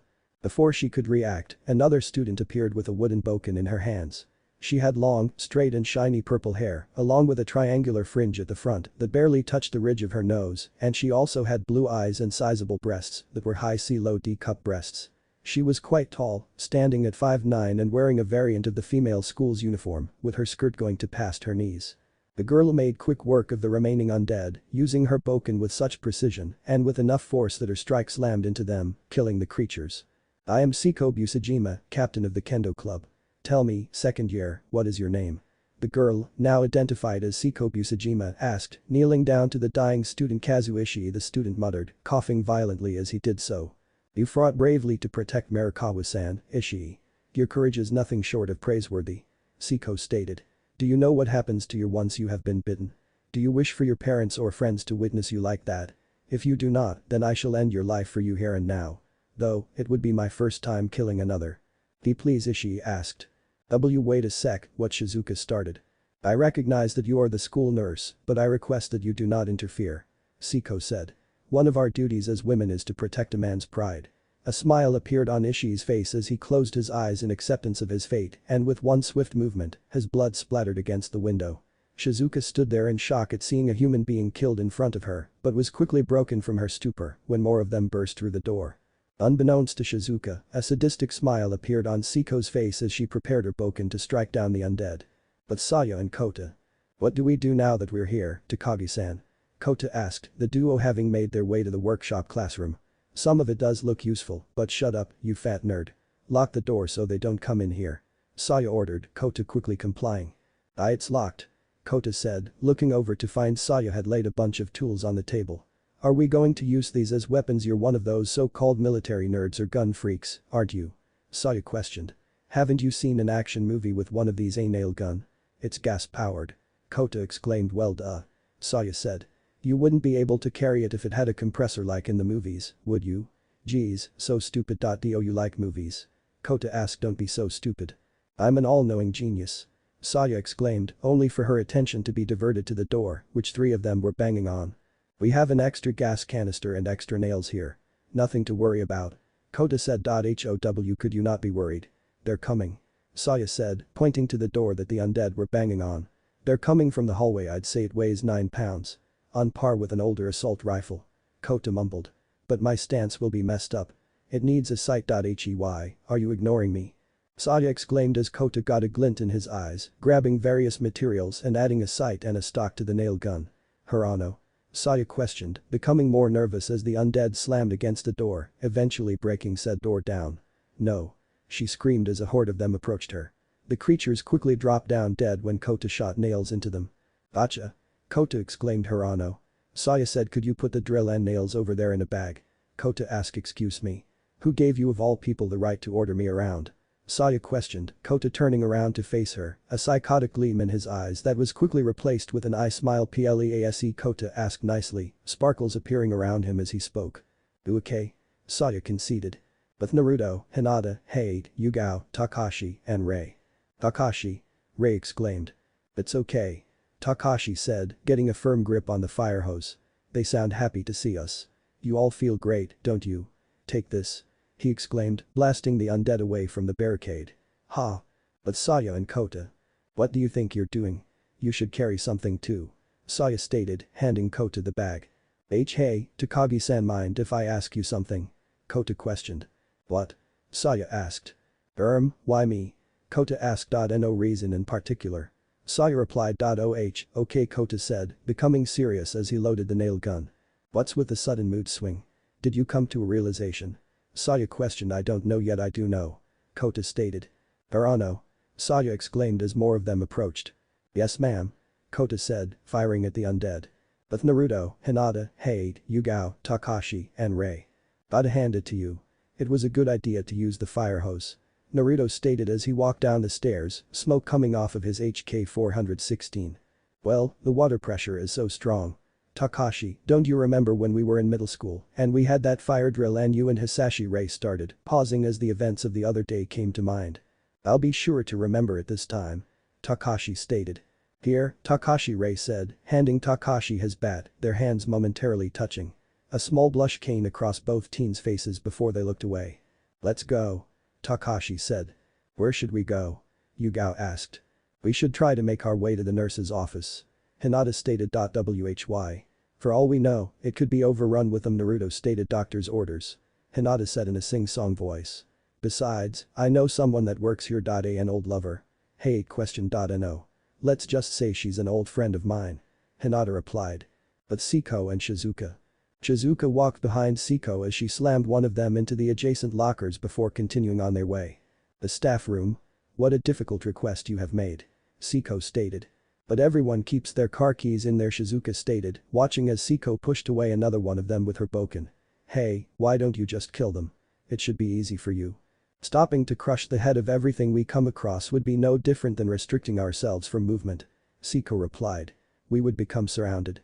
It would be hard for us to get away should one of them take hold. Wow, you really thought about this? Shizuka said, accidentally tripping on a rug. Oh geez. What was that? Such fashion is unsuitable for running. Siko said, tearing the left part of Shizuka's skirt until her purple lacy panties were showing. This is a brand name skirt. Shizuka complained. Tell me, which do you value more? Your clothing or your life? Siko questioned. Both. Shizuka exclaimed before a crashing sound, followed by the sound of a nail gun being shot, caught the duo's attention. What's that sound? Was that from the staff room? Siko said. But Saya and Kota. Kota was kneeling on one knee, his nail gun aimed at another one of them, with a small nudge of a trigger, the undead creature fell to the ground dead once more with a nail embedded in its skull. I won't be able to figure out more of their traits if you keep killing them. Saya complained. Help me fight them, Takagi-san. Kota exclaimed. Why the hell do I have to fight? Saya questioned. I'm almost out of ammo. Kota stated. So. Just reloaded. Saya exclaimed. But behind you, Kota said, pointing to behind Saya. The pink-haired girl slowly turned around, only to come face to face with one of the undead. With Naruto, Hinata, Hade, Yugao, Takashi, and Rei. A sound-piercing feminine shriek quickly alerted the group that there was another survivor nearby. That sounded close. Hade stated. Let's go find out who that was. Naruto said, sliding on the railing off towards the source of the shriek. But Siko and Shizuka. Meanwhile, Siko and Shizuka heard the shriek from nearby as well. A silent conversation was shared between the two before Siko nodded her head and ran off towards the outcry, Shizuka shortly following after her. But Saya and Kota. I'm out. Kota stated, Saya slipping on their bag and falling to the floor, her back against the trophy case. Don't you dare come near me. Saya yelled as the undead creature approached her. Takagi-san. Kota exclaimed. Go away, go away. Saya exclaimed, throwing trophies at the creature, but to no avail as it still approached her. She began to panic, looking around for anything she could use as a weapon when a metallic gleam caught her eyes. Go away. Saya quickly grabbed the power tool that had semi-fallen out of the bag she had tripped over and used it to shield herself from the creature, blood and gore splattering everywhere as the power tool made quick work of the undead's face. This was the scene that Naruto, Hinata, Hade, Yugao, Takashi, Rei, Siko, and Shizuka arrived upon. The self-proclaimed genius student using a power drill against a zombie's face. I'm sick of these things. I want my Kasan. Saya cried out, tears forming in her eyes. Siko and Takashi shared a silent conversation before curtly nodding their heads in unison. I will take the right. Siko said. Ray. Takashi exclaimed. And I got the left. Ray finished, impaling one of them with her mop handle through the roof of its mouth, effectively killing it. Takashi jumped up into the air before slamming his baseball bat into the head of another one of them, sending the creature flying back into the wall. Siko adjusted her grip on her bokken before slamming it down on two of the zombies' heads, causing the heads of both creatures to cave in and kill them, a sadistic smile on Siko's face that had gone unnoticed by the others. Silence reigned over the area, only the sound of Saya's breathing was heard. Takagi-san. Kota mumbled, Rei, Hinata, and Shizuka running over to comfort the girl, with the latter accidentally knocking Kota over with her ample buxom. Are you okay, Takagi-san? Rei asked. It appears she's gone into shock. Hinata stated. Miyamoto. Saya muttered. Dina-chan. Shizuka called out, finally taking notice of her fellow ample-breasted female compatriot. Shizu-chan. Hinata said questionably. It is you. Shizuka exclaimed cheerfully, hugging Hinata and causing both women's ample chests to smash together, causing mixed reactions amongst everyone else. Naruto was sent into the ground with a jet of blood coming out of his nose. Hayate had turned around and stuck his head into the adjacent wall. Yugao had done a mental and physical chest comparison. Takashi hadn't noticed in favor of locking the doors. Siko was approaching Takashi. Kota was still dazed. Rei was focusing on comforting Saya, and Saya was still recovering from her shock. You two know each other? Naruto asked, quickly getting off the ground and wiping the blood from his nose. Oh. You must be Naruto-kun. Shizuka said as she got a good look at Naruto. How do you know me exactly? Naruto questioned with a raised eyebrow. You don't personally know me, but you know my friend, Rika. Shizuka stated, causing Naruto to go rigid. Wait, Naruto-sensei. Kota called out, having finally recovered from his daze. Kota-san. Naruto called out. Hold on a sec. Hayate said, digging his head out of the wall. You know the blonde ditz and the fattest nose, Mr. James Blonde. What the fuck am I missing here? Okay, it's safe to say we are all acquainted with the school nurse, Marikawa-sensei, yes? Siko stated. I am Siko Busajima of 3A. I'm Takashi Kimuro from 2B. Takashi stated. You're the Busajima senpai who won at the national championship last year. I'm in the Sajutsu club. My name is Rei Miyamoto. Rei stated. I'm, Kota Hirano from B. Kota stated. I'm Naruto Namikaze, Agent Fox of the Central Intelligence Agency. Naruto stated. Yugao Yuzuki, first-class airman in the United States Air Force. Yugao stated. Hayate Gecko, senior airman in the United States Air Force. Hayate stated. A pleasure to meet all of you. Siko said. What the you're all so soft. Saya stated, getting up from the ground slightly delirious. Senpai. Seriously? You two are the same age. You must not know how to count since you get held back a year. Hey now, Takagi-san. Takashi started. Don't treat me like I'm stupid. I'm a genius. I can do anything once I put my mind to it. Saya yelled. I'm. Enough. That is quite enough. Hinata stated, Saya turning to look at her bloodied outfit in the nearby mirror. Look at how dirty I am. I need to tell Ka-san to get it cleaned, Saya mumbled. Takashi walked over to Saya and the girl began to cry into Hinata's buxom, falling to the ground as she cried. Let's go into the staff room. At least there we won't be out in the open like this, Naruto stated. Shizuka-chan, please lead the way. Hi. Shizuka said, walking off with Naruto following shortly behind her. Hayate soon followed the duo, then Yugao, then Siko, then Kota, Rei, Takashi, and lastly Hinata, who walked alongside Saya and comforted the girl. A few hours later. Takashi, Kota, Hayate, and Naruto pushed the last item against the door as a makeshift barricade. Think it'll hold? Kota questioned. It'll do for now. Naruto stated. I believe we are all exhausted. Let's rest here for a short while. Siko suggested. Are you okay, Takagi-san? Kota asked, only to be shocked about what Saya had on her face. Gee, glasses, what about them? Saya questioned, throwing the towel she used to wash her face onto Kota. My contacts kept falling out.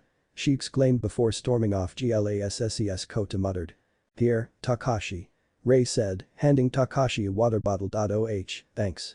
Takashi said before turning his attention to Shizuka. Shizuka-sensei, you said you knew Hinata-san and Naruto-san earlier. Could you tell us how you met them? Oh. Well, Hinata and I were childhood BFFs alongside Rika-chan. And Naruto, well, Shizuka started. Rika-chan and I used to date, but we broke up because neither of us could sustain a long-distance relationship. We left on friendly terms, though. Naruto stated. I think the last time I saw her was a year or so back in Hawaii, give or take a few months. Blood started to trickle out of Naruto's nose as he thought back to Rika in her two-piece bikini. Okay, what about Fatis and you? How do you two know each other? Saya asked, motioning to Kota while Naruto started. Flashback start. Somewhere in Northern California, 4 years ago. Naruto stared out into the vast desert in front of him as the jeep sped along, the wind causing his golden red-tipped hair to whip around violently. The blonde wore a sage green muscle shirt, gray cargo pants, dark brown boots, and a pair of aviator sunglasses. Yo, you sure you wanna do this? The driver asked. Yeah, I'm sure. This is the closest thing I have to a vacation at the moment. Naruto stated. Whatever you call it, you'll be working alongside some of the other Blackwater mercs and training some kids to use guns. The driver stated. Doesn't that seem like a bad idea? Teaching kids how to shoot guns? Naruto questioned. Sue me. Their parents are paying fat stacks for this training. I'm not one to question my paycheck. The driver replied. We've arrived. Good luck, Fox. Yo, you ain't joining the party, Tajima. Naruto said. Nah, I've got to get the hell out of here before you get a gun and turn on me for trying to fondle your girlfriend's breasts. And you know I will try to. The driver, now identified as Tajima, stated. At your own fucking girlfriend, man, jeez. At least get laid, for crying out loud. Naruto joked, jumping out of the vehicle and patting the hood twice. See you in a few hours. And with that, the jeep drove off, leaving a trail of dust in its wake. Agent Fox. Fancy meeting you here, stud. A feminine voice called out, causing Naruto to grin as he turned around. Standing in front of him was a gorgeous tanned woman standing at 5'7" with purple hair, magenta eyes, and high D-cup breasts. She wore a black combat suit with a bulletproof vest, a white choke collar, and shooting glasses. Well, hello to you too, Rika-chan. Naruto said, his girlfriend pulling him into a heated kiss.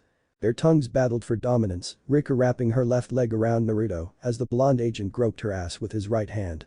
When they finally broke their kiss for air, a trail of saliva connecting their lips. You know, as much as I would love to take you right here and now, we have a job to do. Care to make our usual wager then? Rika asked, a sultry grin on her face. Oh, you're so on. Naruto exclaimed, the duo walking into the open shooting range. Do you want to do the honors first or should I ladies first? Rika said jokingly. Okay, attention.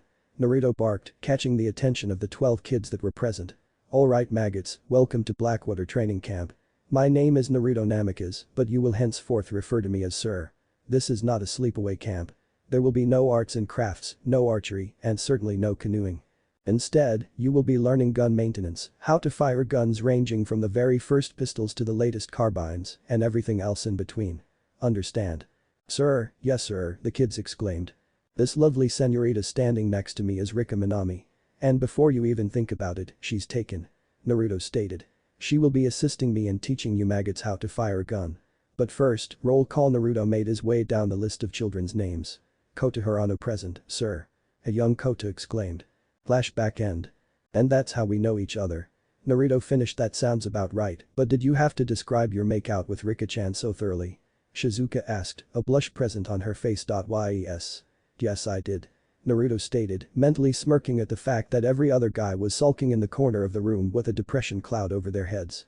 I believe that's enough reminiscing for now. Do you know where your car keys are, Shizuka-chan? Oh, they're in my bag. Shizuka stated, rummaging through her bag. Say, is your vehicle spacious enough to seat all of us?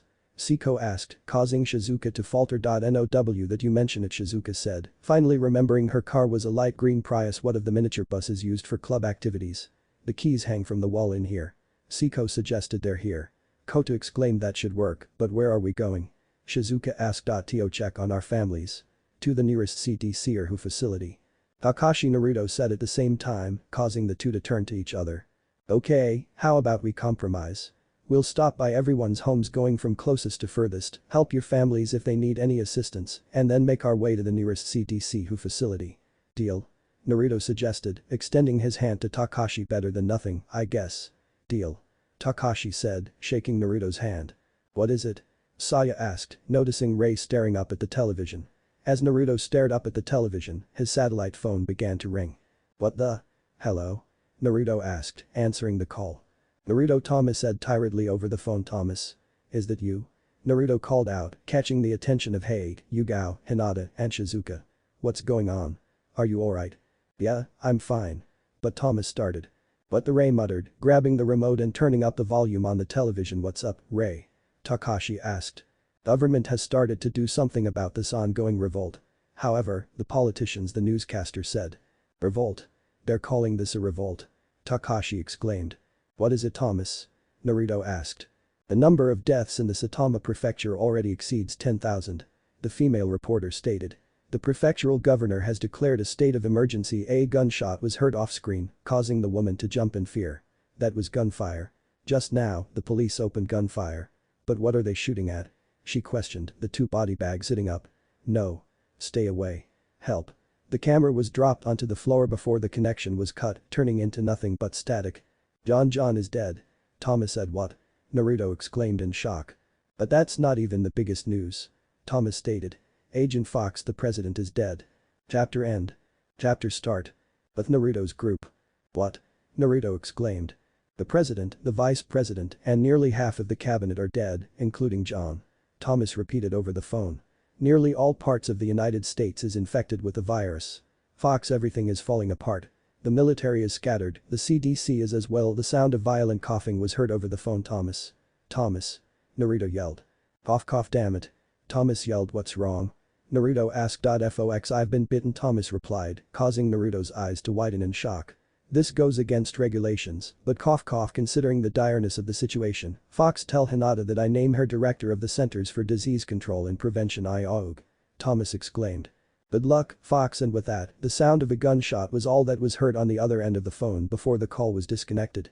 Naruto's satellite phone slowly moved from his head to flop down to his side. Naruto-kun. What's wrong? Hinata asked. Hinata, I need to speak to you in private, Naruto said, walking over to the opposite side of the room. The static screen of the television was quickly replaced with a please stand by image before changing back into the news studio. There's been some sort of problem. From now on, we'll be broadcasting from the studio here. The newscaster stated. As you can tell, the situation outside has become grave. We advise you please stay in your home unless necessary. Once it's safer outside, we'll bring you information about the ongoing situation. That's all. Why aren't they saying more? Takashi asked. Because they're afraid of causing panic. Saya replied. Even now? Ray questioned. Because of what happened just now. Fear leads to chaos leads to anarchy. Saya stated. How would you expect the government to deal with the living dead in a time of anarchy? This unusual phenomenon has spread throughout the United States and has yet to be brought under control. The international newscaster stated, an image of a helicopter flying away from the White House front lawn appearing. The government authorities have evacuated the White House and will relocate to a command center on board an aircraft carrier. There are reports that this transfer is in preparation for the possible use of tactical warheads. Hinata, you have been named director of the CDC. Naruto stated. What? But that's impossible. The director has to be appointed by the president, otherwise Thomas would have been. Hinata trailed off, her eyes widening as she placed her hands over her mouth in shock. Thomas and John are both dead, the former having named you the director before his death. Naruto said. Government officials have declared. The international newscaster started but was never heard when the television turned to static. So they're all over the world, Takashi mumbled. But how when I was surfing the web this morning, it was business as usual, Kota said. I can't believe that it only took a few hours for the world to come to this. Don't you feel the same? Ray asked, grabbing Takashi's arm. But there must be some place that's safe, right? And soon, things will be back to normal. I highly doubt that. Hinata stated, walking beside Naruto. And who are you to say that? Ray questioned angrily. Dr. Hinata Hyuga, 17th Director of the Centers for Disease Control and Prevention. Hinata stated, getting widened eyes from everyone sans Naruto and herself. Hina-chan, you got a promotion. Shizuka questioned. Just recently, yes, Hinata mumbled, Naruto placing a hand on her shoulder. Did you really have to say it like that? Takashi questioned. This is a pandemic. What am I supposed to say? Hinata retorted. A pandemic? Shizuka questioned. It's when an epidemic of infectious disease spreads. Saya stated. So, the same disease that's infected people here is spreading throughout the world like influenza? Haidt suggested. Like the Spanish flu of 1918. Over 600 million people were infected by it and 50 million people died from it. Saya said. Think about recently when people were worried about that Ebola virus. Isn't this more like the Black Death of the 14th century? Shizuka suggested. Europe's population went down by a third during that. Saya stated. How did those diseases stop? Yugao asked. We've theorized a multitude of reasons, but the reason why diseases like those die is because they killed so many that there's not enough people left to spread it. Hinata stated. But in this case, the dead are moving around and attacking people. Kota said. Then you are implying it has no reason to stop spreading. Siko questioned. But it's so hot outside. Maybe their flesh will start decomposing and they won't be able to move. Shizuka exclaimed. And what is the duration of this process? Siko asked. Well, during summer, it takes around 22 days for some parts of the body to decompose. But during the winter, it can take months, Shizuka said. Anyway, if we go to our homes. How do we know they leave and start to decompose? Saya questioned. Why do you say that? Takashi asked. Don't these things defy our knowledge of medicine? So why bother relying on it? It could be hopeless. Just how long? Saya stated. What is important is having a location to make use of after we check on our families. Should we act only in our own self-interest, we stand not a chance. Let us act as a team. Siko stated. I've got a friend of mine already locating a prime location to set up shop in. Which reminds me, Naruto said, pulling out his satellite phone. 64% battery power left, he mentally stated, frowning as he noticed the amount of battery power he had in his phone before dialing a familiar number. Naruto? Is that you? Tadashi questioned over the phone. Yeah, it's me. Listen, did you find any places nearby that have the necessary equipment? Naruto asked. About that, I've got some good news and some bad news. The good news is I was able to 6 locations that have your requested conditions. Tadashi stated. And the bad news? Naruto questioned. Well, they aren't exactly the most secured places at the moment, Tadashi said.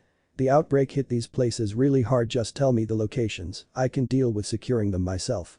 Naruto said. Alright, the nearest one is a WHO facility just a little ways down Tegakari Street, but the most secure facility I could access was down Sanshiro Avenue.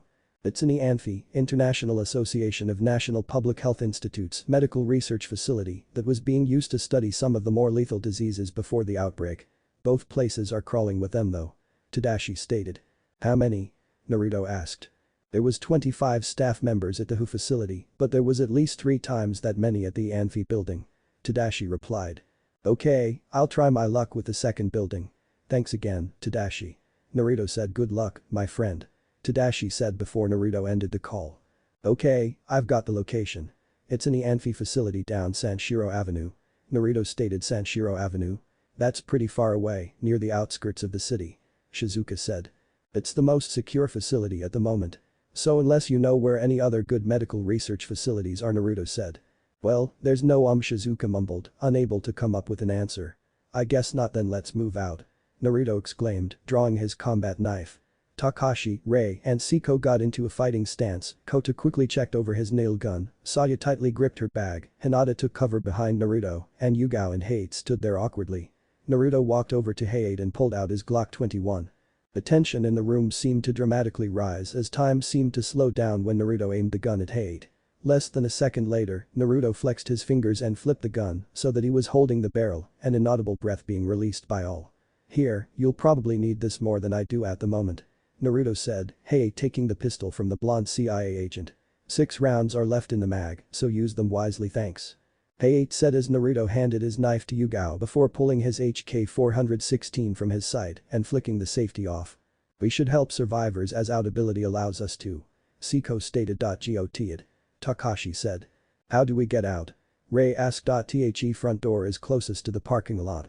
Saya replied. Let's go. Takashi exclaimed, Kota opening the door and shooting 2 of the undead that were waiting outside the door.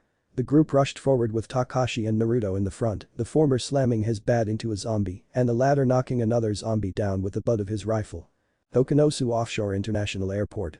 Meanwhile, on the isolated airport, hundreds upon thousands of dead turned undead wandered around the area. Okinosu Tower, JX-089.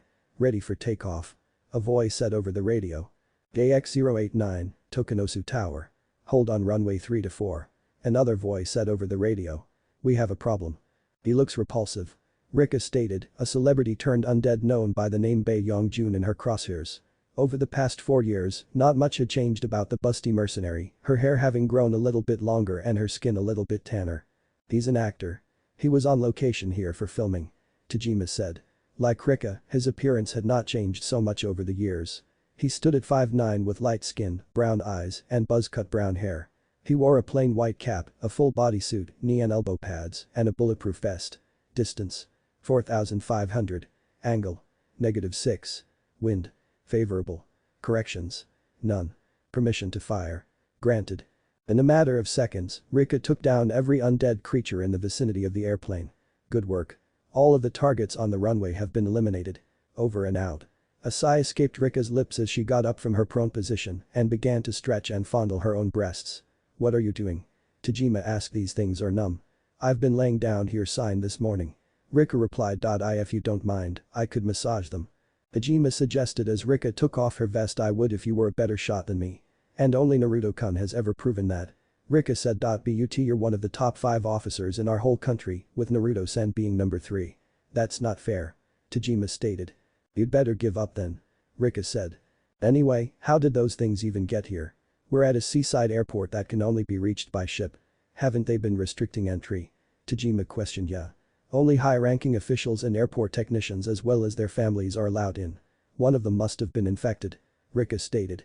"The situation is under control right now, but who knows how long that'll last." "What do you think would have happened to this place if we hadn't been assigned here due to terrorist threats?" Tajima questioned as the airplane began to take off. "Well, I don't have infinite ammo. You were gonna run away." Rika questioned. "I should be asking you that. Between the two of us, you're more likely to go out and try to find your Naruto-kun," Tajima teased, a small noticeable blush appearing on Rika's face. "It's not like that." "Well," Rika said. "You still love him, don't you?" Tajima stated more than questioned, as he already knew the answer to his question.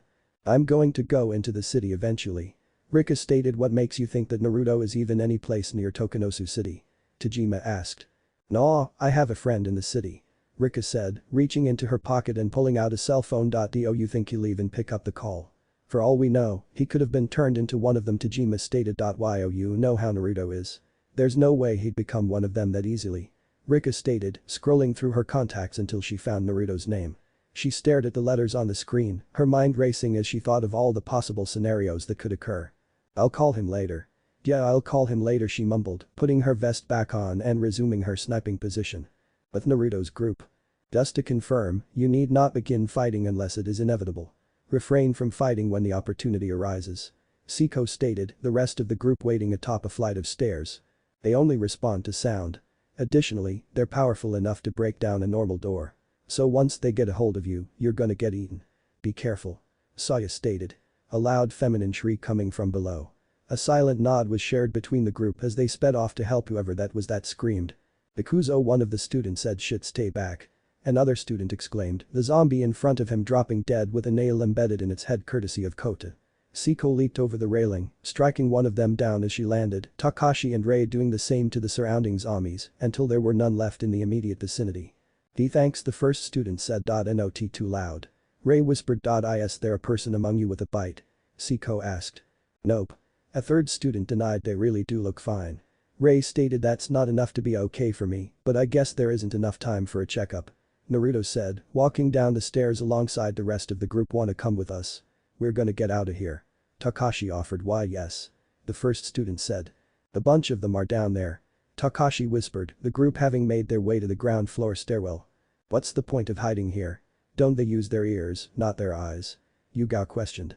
"Then why don't you prove that for us, Yuga-san?" Takashi retorted. "Regardless, if we remain inside of the school as such, we will be unable to move once attacked." Siko stated. "No way out but through the gate, huh?" Rei said. "We require someone to validify the truth behind Takagi-san's and Hinata-san's words." Siko said. "I'll do it." Naruto said. "No, Naruto-kun, I'll." Hinata started. "It would be more preferable if I were to go ahead of you." Siko stated. "No, you should stay back in case something happens, Siko-san," Naruto stated. "But why, Naruto-kun?" Shizuka asked. "I've got plenty of experience when it comes to stealthily maneuvering. And I'm 75% positive I can outrun them," Naruto replied. "Naruto-kun." Hinata, Shizuka exclaimed, attempting to run towards Naruto but were stopped by Siko. "I understand how you feel. Regardless, this decision was made by no one but himself," Siko said, the entire group watching as Naruto quietly made his way through the undead, stopping right in front of one of them, staring the creature in its unfocused eyes. Naruto raised his right hand up before flipping off the undead, causing the rest of the group to sweat drop. After a few seconds of no response, Naruto reached down to pick up a nearby shoe. Unbeknownst to the men in the group, every female got nosebleeds when they looked at Naruto, unknowingly thinking the same thing. "Badass," every female mentally said. When Hayate looked over at his girlfriend, he was quite surprised to find that Yugao, along with every other female present, were wearing black tinted aviators with slightly tilted up heads, each biting down on their bottom lip. This in turn caused Hayate to cry comical tears that went unnoticed by the rest of the group, much like how every female had somehow gotten into the dad-ass pose. Naruto finally picked up the shoe after his unintentional show, standing back up and tossing the shoe at a locker, causing the zombies to all shuffle towards the locker. The blonde CIA agent quietly made his way over to the doors, the rest of the group following after him. The last person in the group, Takuzo, quietly made his way down the stairs, only to accidentally hit the railing with his shuffleboard stick and draw the attention of every zombie in a 100-yard radius. Kakashi was about to yell, but was unable to when Naruto clamped his hand over the boy's mouth. Naruto held one finger up to his mouth in a silencing motion before gesturing to the undead that had only moved to the spot that Takuzo once stood. Unfortunately for the rest of the group, Takuzo had panicked and done what Kakashi was about to. Run. Takuzo yelled, causing the rest of the group to go into a full-blown sprint. Naruto's palm connected with his face as he let out an audible sigh. "Would you do that?" Saya yelled. "If you hadn't yelled, we'd probably only have to worry about the ones close to us." A zombie popped up from behind her and was about to bite into her shoulder, but was shot by Naruto's HK-416. "No way. Didn't you hear that echo?" Ray questioned, slamming her mop handle into one of them. "There's more of them." Kota exclaimed, Yuga dashing past him and impaling her knife into one of the undead creature's skull, effectively killing it. Kakashi rushed to Yuga seconds later, slamming his bat into another zombie before flicking the blood off of the weapon. "Don't talk. Run." Naruto exclaimed, running towards the horde of zombies, aiming down the sights and firing at the undead as he moved. Siko, Takashi, Kota, and Rei ran behind him, taking out the stragglers that Naruto missed. Yugao and Hate were at the end protecting Saya, Shizuka, and Hinata. Takuzo quickly found himself surrounded by them, and it was not long before the creatures feasted on his flesh, all the while the boy screamed. "Takuzo?" One of the female students exclaimed. "Naomi? Run!" Takuzo yelled. "Takuzo?" The girl, now identified as Naomi, exclaimed, nearly running to the boy, but was stopped by Saya. "Forget him. There's no point in trying to save him if he's already been bitten." Saya exclaimed. Tears fell down Naomi's eyes as she shook her head before breaking out of Saya's grip and running towards Takuzo. "Wait," Saya yelled. "Why?" "I told her it's useless. Why is she going back for him?" "I understand," Shizuka said. "With the whole world gone to hell, I'd much rather die with the one I love." "What kind of doctor are?" Saya started, only to be startled when a zombie dropped dead right beside her, courtesy of Naruto. "Keep moving. I don't have a fucking unlimited supply of bullets," Naruto yelled. "Please calm down, Takagi-san," Kota said. "Why, oh you filthy nerd. Who gave you the right to interrupt me while I'm talking?" Saya questioned angrily. "Well," Kota started, turning around with sparkles around him as I smiled. "I don't know. I envy your close relationship," Siko said as she knocked back another zombie. "Shizuka-chan, the key," Naruto exclaimed. Shizuka quickly opened up the bus with Naruto standing outside and picking off any of the undead when they got too close whilst the others boarded the vehicle. "Target? Check. Public safety? Check. Ready to rock and roll," Kota exclaimed. "Oh hurry up and shoot them already," Saya yelled. "They're all in, Kamuro-san, Naruto-san," Siko exclaimed. "You two first," Naruto exclaimed as Shizuka started up the bus. "This isn't like my car," Shizuka exclaimed. "The gas, the brake, the clutch. Help us." Naruto was about to close the doors of the bus but stopped when he heard the cry for help. Naruto looked up to find 7 people running towards them, one of them in particular causing Naruto and Rei's eyes to narrow. "Who's that?" Takashi asked. "That is Shido. He teaches 3A." Siko replied. "Shido?" Naruto. Rei mumbled. "We're ready to go," Shizuka stated. "Hold on a bit," Takashi exclaimed. "There's some swarming in the front too. I can't drive if there's too many of them bunched together," Shizuka said.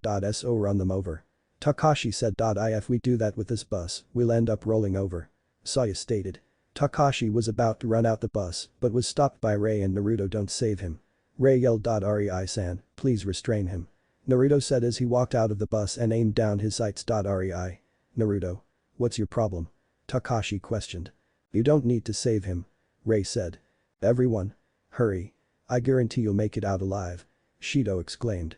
Shido was a tall and lanky man, standing at 6'0" with black hair, pale skin, and yellow eyes.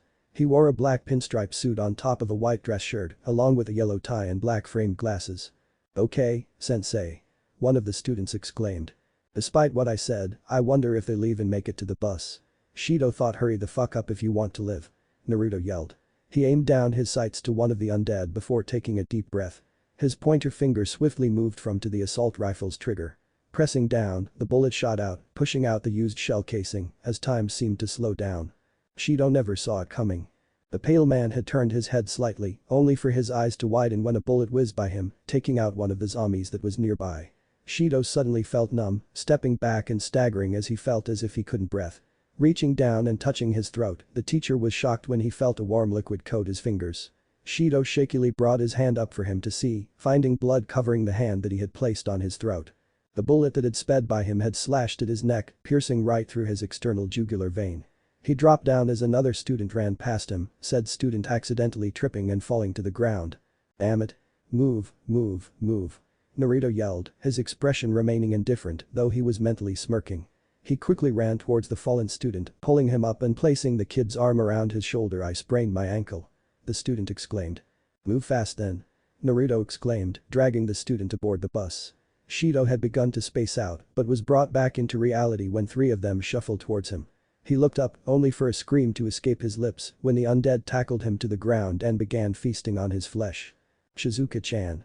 Naruto yelled, slamming the door shut and placing the injured student onto one of the seats. "We're off." Shizuka exclaimed, slamming her foot on the gas as the bus sped off. "To the gate." Saya yelled. "I know." Shizuka said, hesitating as she saw the undead blocking her path. Tears fell down her eyes when she realized what she had to do. "They're not humans." She mumbled. "They're not humans anymore."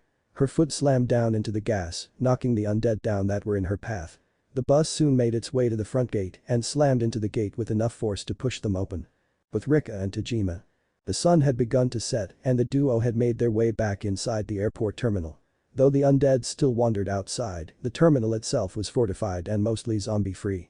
"So you gonna call him or do I have to?" Tajima teased, causing Rika to lightly hit him on his arm. "Alright, fine." Rika conceded. With a sigh, the busty woman pulled out her phone, scrolled to Naruto's number, and once again hesitated. What if she started? "Oh, for crying out loud." Tajima said, pressing down on the call button. "Damn it, Tajima." Rika said, stopping as the call began to go through. "With Naruto's group." "Looks like we made it." Takashi said. "Yeah." Koto agreed. "Great driving, Shizuka-chan." Naruto said, causing the blonde busty tits to blush. "Here, Naruto-san." Yugao said, handing the knife back to the blonde CIA agent. "Thank you." Naruto said before turning around, only to come face to face with one of the students that came aboard at the last second, Sonoda, if he remembered correctly. "You fucking bastard. You shot Shido-sensei." Sonoda yelled accusingly, causing Naruto's eyes to narrow. "I have no idea what you're talking about," Naruto stated. "I saw the bullet. I know you fucking shot him on purpose." Sonoda said. "I did no such thing. I was aiming for one of the undead and accidentally missed, hitting both Shido and the zombie." Naruto said. "Our city." Another one of the students, Yamada, exclaimed, all eyes turning to the windows to find parts of the city smoking or in flames. Naruto's phone suddenly began ringing, catching the blonde CIA agent's attention. "Whose number is this?" Naruto mumbled, answering the call. "Hello?" "Naruto-kun." Rika exclaimed over the phone. "Rika-chan. Is that you?" Naruto questioned. "Rika-chan." Shizuka repeated, overhearing Naruto's conversation. "Naruto-kun, thank Kami it's you. Are you alright?" Rika asked, concern present in her voice. "Yeah, I'm alright," Naruto replied. "Tell Rika-chan that I'm okay as well." Shizuka said. "Shizuka-chan says to tell you that she's okay as well." Naruto added. "Oh, that's a relief. Wait, Shizuka-chan is with you?" Rika questioned. "Naruto-kun, where exactly are you? Where exactly are we again?" Naruto asked Shizuka. "Heading down I-34 in Tokunosu City." Shizuka replied. "We're heading down I-34 in Tokunosu City." Naruto replied, repeating to Rika what Shizuka had told him. "Wait, what? Tokunosu City?" Rika exclaimed. "Yeah, what about you? What's your location?" Naruto asked. "Tajima and I are stationed at the Tokunosu Offshore International Airport." Rika replied. "What?" Naruto exclaimed. "We were sent here in case of a potential threat when the outbreak hit." "How did you get into Tokunosu City?" Rika asked. "CIA and CDC collaboration," Naruto stated.